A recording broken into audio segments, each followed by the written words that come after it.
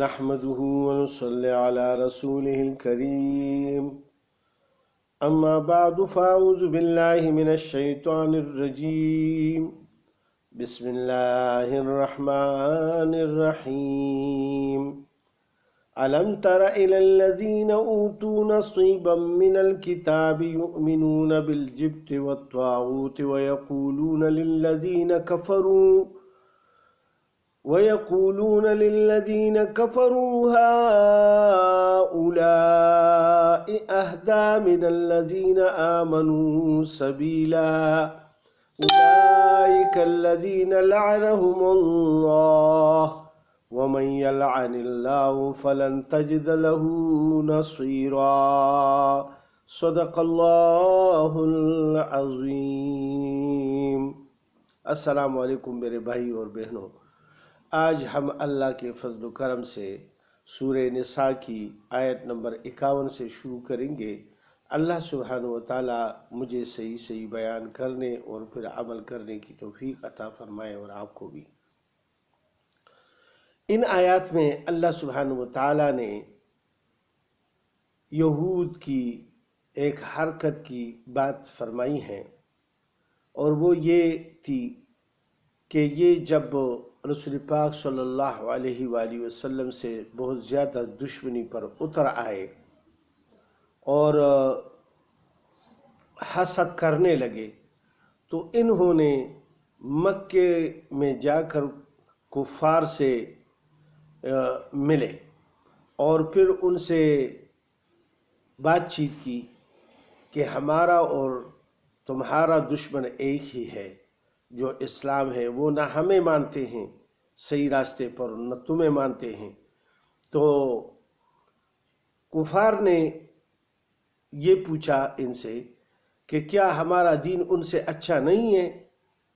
تو انہوں نے ضد اور عناد کی وجہ سے، حالانکہ یہ اہل کتاب تھے، ایک اللہ کو ماننے والے تھے اور اپنے آپ کو پیغمبروں کی اولاد سمجھ رہے تھے، اس کے باوجود ان کے دین کو اسلام سے اچھا گردانا اور کہا کہ تمہارا دین تو ان سے بہت ہی اچھا ہے۔ یعنی اتنا یہ غیظ و غضب میں اور قہر و غضب میں اتنے زیادہ ہو گئے دشمنی میں کہ بت پرستی کو اسلام سے اچھا گردانا، یہاں تک کہ انہوں نے پھر وہاں بتوں کی تعظیم کی اور مکہ معظمہ میں یعنی ادھر کے جو ان کے بت تھے ان کی بھی تعظیم کی۔ تو اللہ سبحانہ و تعالیٰ ان کی طرف اشارہ فرما رہے ہیں ان آیات میں، الم تری الی الذین، کیا آپ نے نہ دیکھا ان کو جن کو اوتو نصیبا من الکتاب، ملا ہے کچھ حصہ کتاب کا، یعنی اہل کتاب یہود، یؤمنون بالجبت والطاغوت، جو مانتے ہیں بتوں کو اور شیطان کو، ویقولون للذین کفروا، اور کہتے ہیں کافروں کو، ہؤلاء اہدی من الذین آمنوا سبیلا، کہ یہ لوگ زیادہ راہ راست پر ہیں مسلمانوں سے۔ تو اللہ سبحانہ و تعالیٰ نے ان کے اوپر پھر لعنت فرمائی، اولئک الذین لعنہم اللہ، یہ وہی ہے جن پر لعنت کی ہے اللہ پاک نے۔ ومن یلعن اللہ، اور جس پر لعنت کرے اللہ، فلن تجد لہ نصیرا، نہ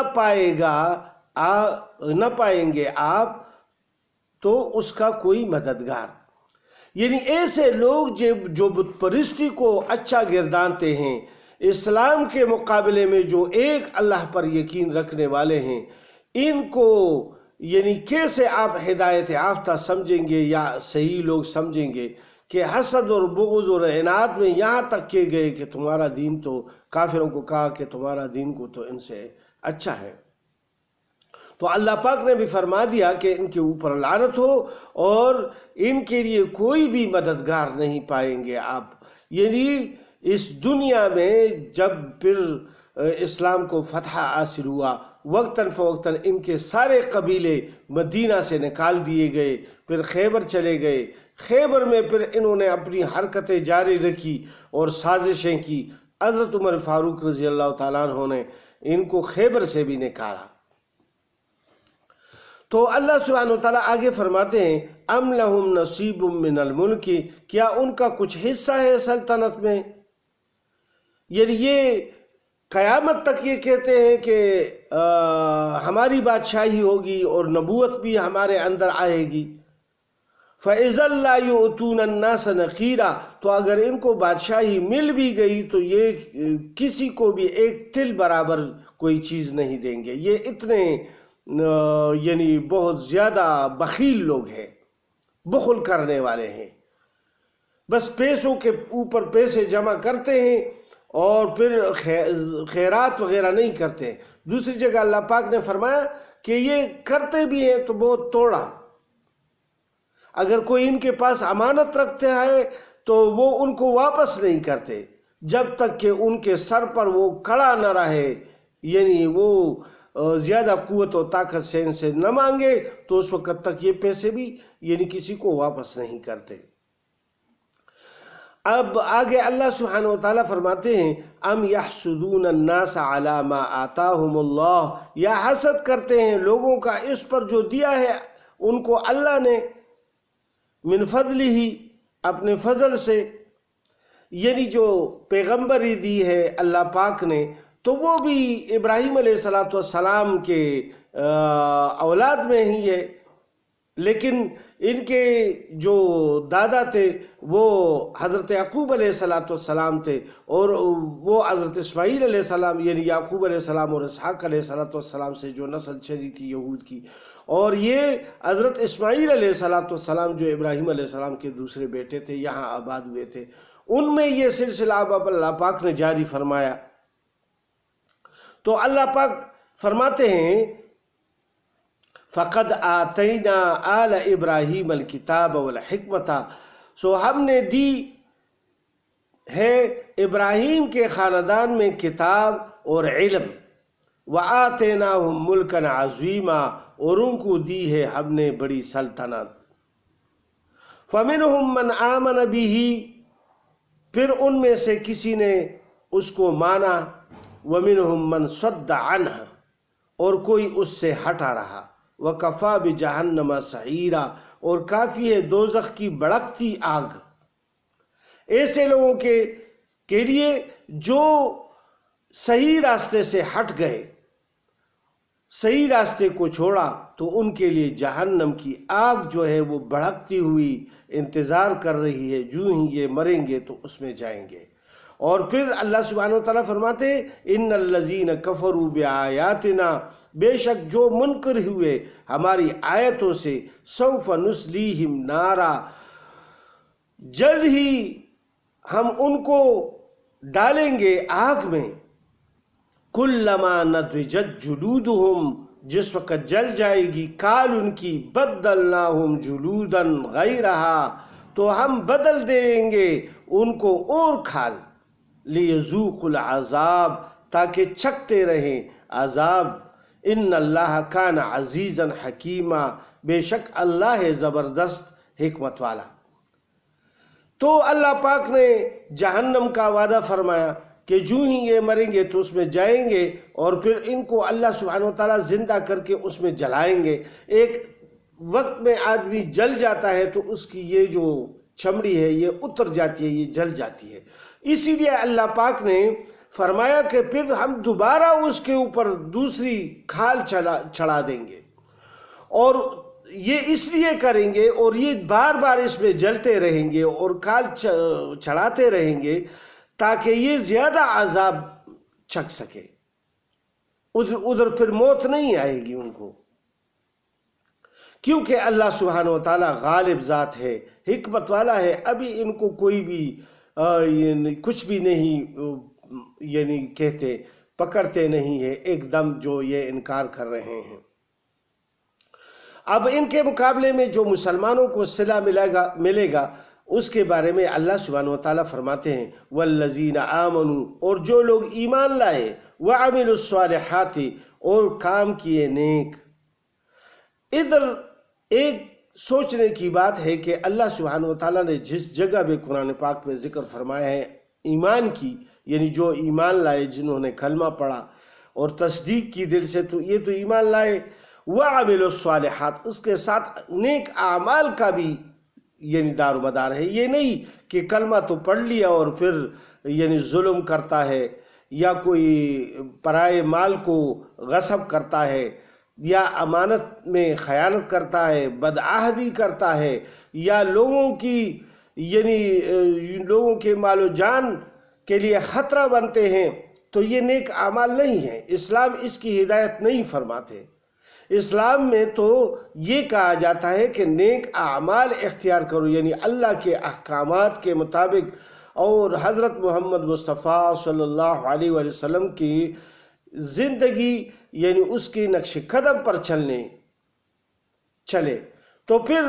یہ لوگ، ان کے لیے اللہ سبحانہ وتعالیٰ نے یہ انعام فرمایا ہے۔ والذین آمنوا، اور جو ایمان لائے، وعملوا الصالحات، اور کام کیے نیک، سندخلہم جنات تجری، البتہ ان کو ہم داخل کریں گے باغوں میں،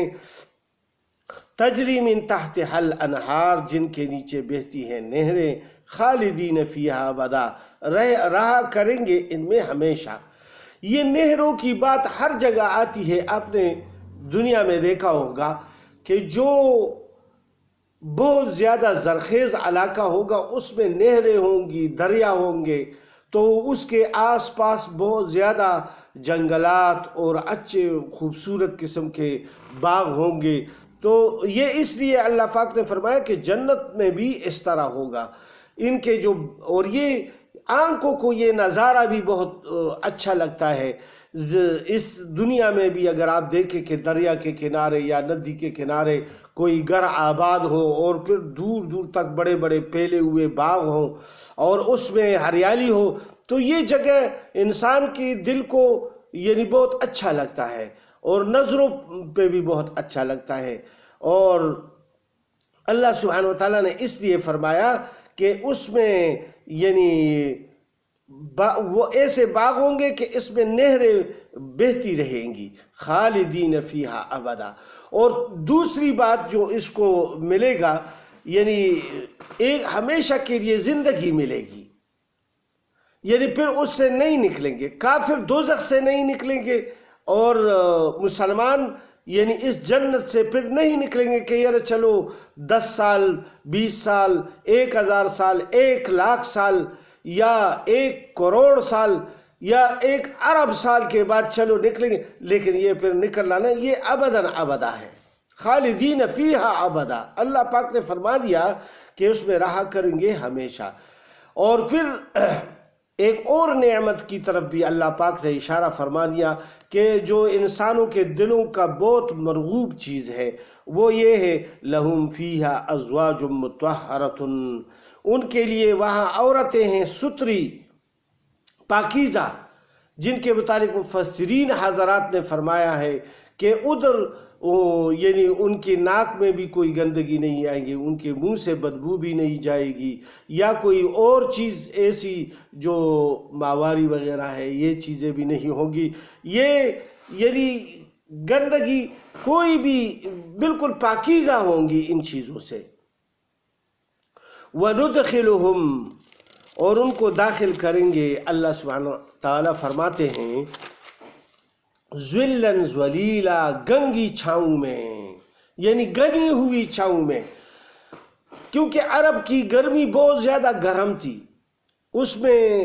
جہاں بھی کوئی چھاؤں مل جاتا دوپہر کے وقت، یعنی درختوں کے جنگل سے مل جاتے اور اس میں بہت اچھا سایہ ہوتا، تو وہ لوگ بہت زیادہ پسند کرتے تھے۔ اس لیے اللہ سبحانہ وتعالیٰ نے فرما دیا کہ اس میں گھنے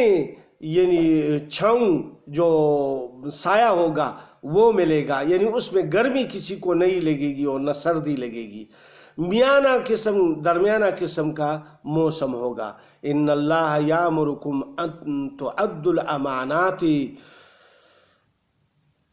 انشاءاللہ اس کے بعد یہ 2 آیتیں جو ہیں اس میں تفسیر کچھ زیادہ ہے، تو یہ اس کے بعد پڑھیں گے۔ اللہ سبحانہ وتعالیٰ مجھے اور آپ کو ان سب پر عمل کی توفیق عطا فرمائیں۔ السلام علیکم ورحمۃ اللہ۔